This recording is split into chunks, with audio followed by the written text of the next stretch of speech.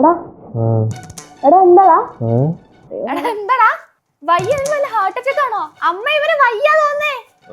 ഒന്നും മിണ്ടാരടി. ഞാനന്ന് പറഞ്ഞില്ലേ ഞാൻ ബസ് സ്റ്റാൻഡിലേക്ക് ഇപ്പൊ ഒരു കൊച്ചിനെ എന്നും സ്റ്റാൻഡിൽ വെച്ച് കാണുമെന്ന്. ഇപ്പൊ കുറച്ച് ദിവസമായിട്ട് കാണലാം. എടി ആ കൊച്ചാണ് ഇപ്പൊ പ്രൊഫൈലിൽ കണ്ടേ. ഒന്നും കാണിച്ചിട്ടില്ല. പോ എടാ നോക്കി നിക്കാണ്ട് ഇൻട്രസ്റ്റ് കൊടുക്കടാ. അതൊക്കെ എനിക്കറിയാം.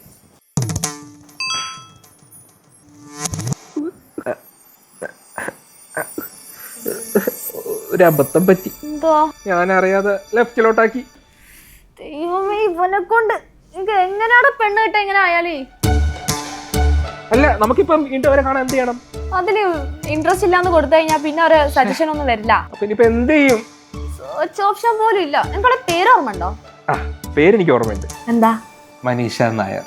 ഉറപ്പാണോ? അവിടെ ഉറപ്പാണോന്നൊക്കെ ചോദിച്ചാ അപ്പൊ മനീഷ നായർ അല്ല, അപ്പൊ ഇനി മഞ്ജുഷ നായർ ആയിരിക്കും. ഉറപ്പാണോ? അവിടെ കിട്ടി.